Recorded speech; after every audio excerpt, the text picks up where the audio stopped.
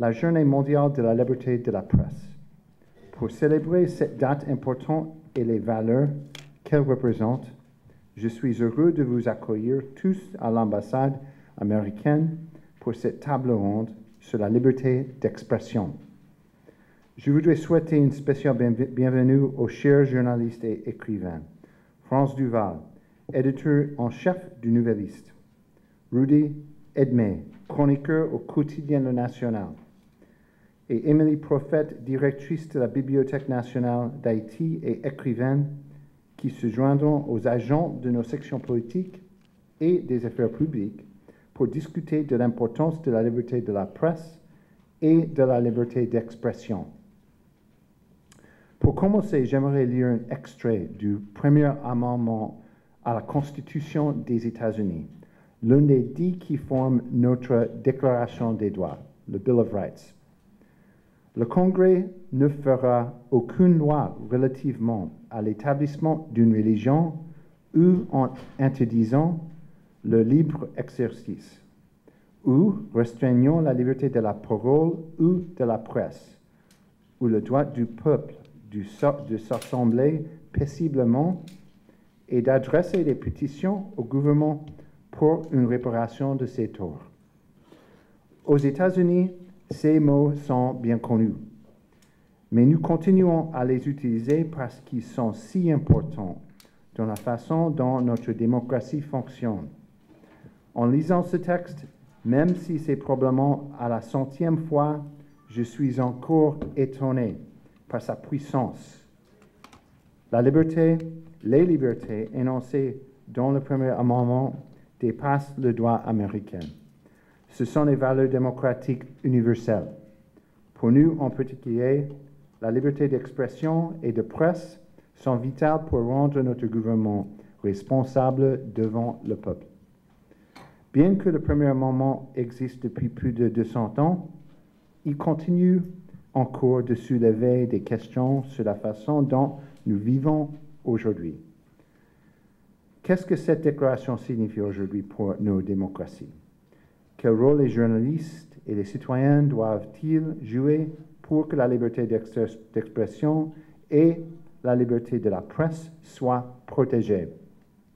Comment devons-nous enseigner à nos enfants le droit ainsi que leurs responsabilités civiques? Alors que nous débutons la table ronde aujourd'hui, je vous invite à réfléchir à ces questions et à examiner les façons dont la liberté d'expression et la liberté de la presse ont évolué en Haïti, aux États-Unis et à travers le monde. Je vous invite également à envisager les défis constants auxquels sont confrontées ces libertés.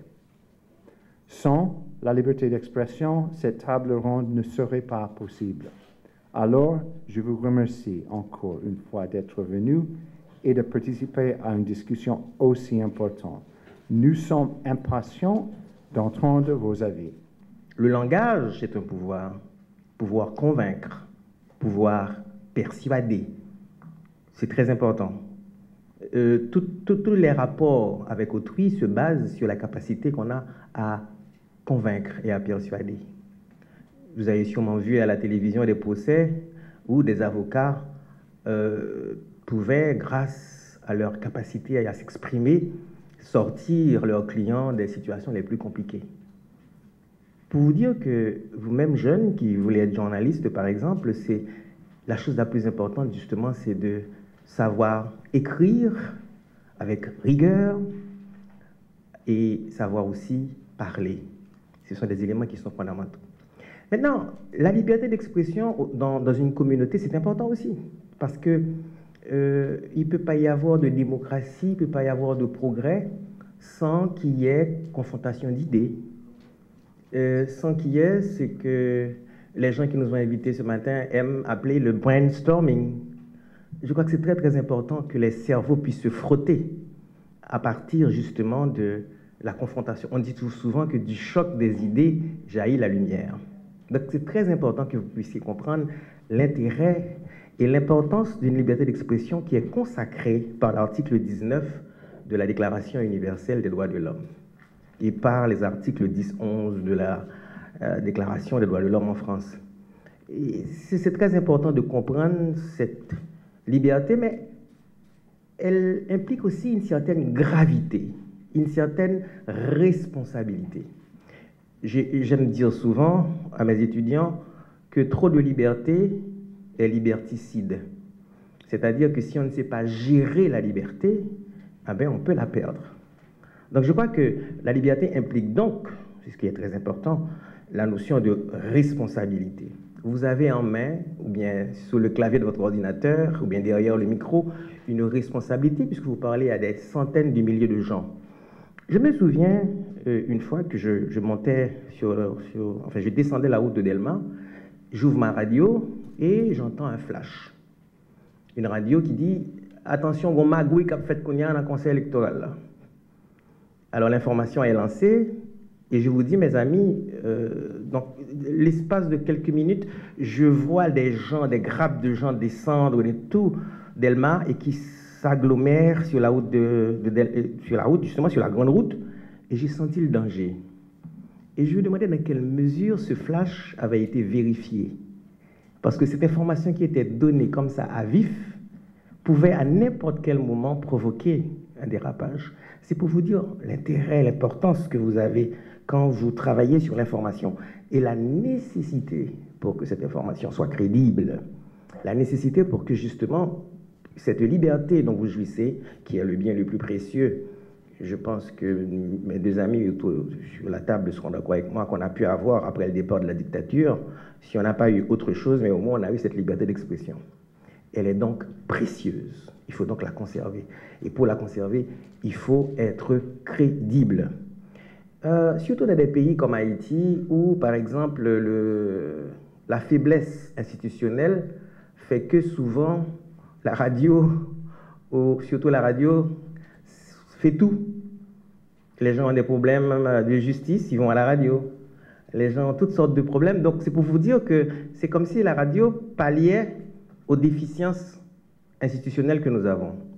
Donc pour vous dire la responsabilité justement du journaliste. La liberté d'expression est le meilleur acquis, l'acquis le plus abouti après 1986, qui a vu le départ des Duvalier en Haïti. Donc cet acquis a été consacré par la Constitution de 1987 et aucun gouvernement démocratiquement élu ou pas n'a pu modifier cette donne.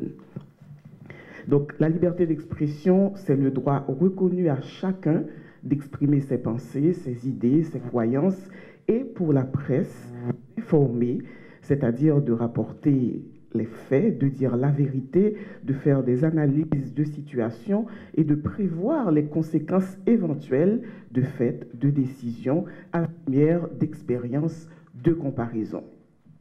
La liberté d'expression n'est nulle part un droit absolu.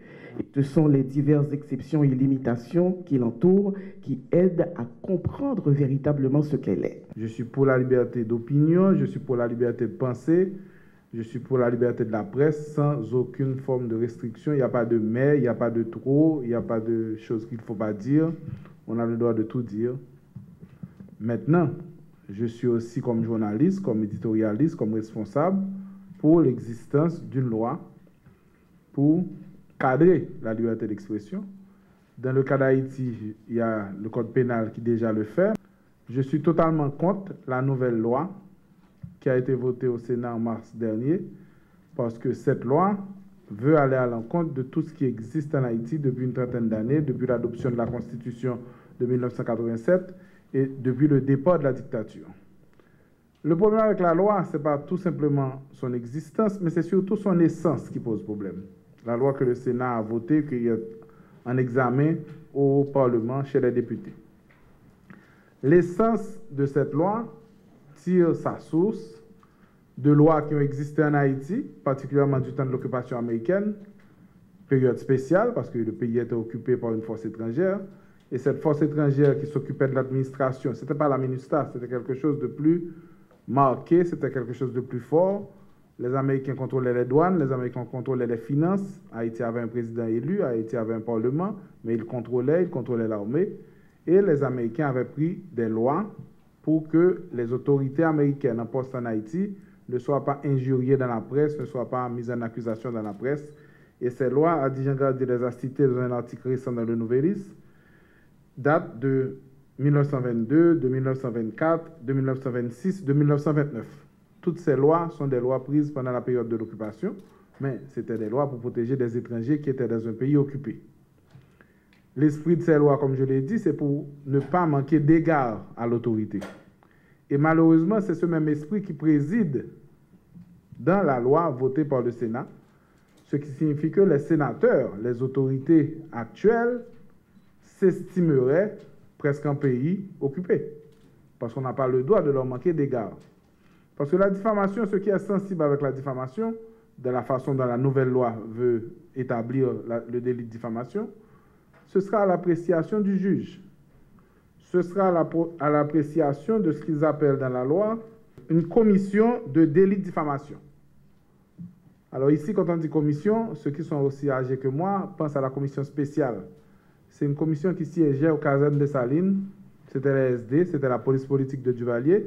Et c'est cette politique qui devait décider si vous étiez un ennemi ou un ami du gouvernement.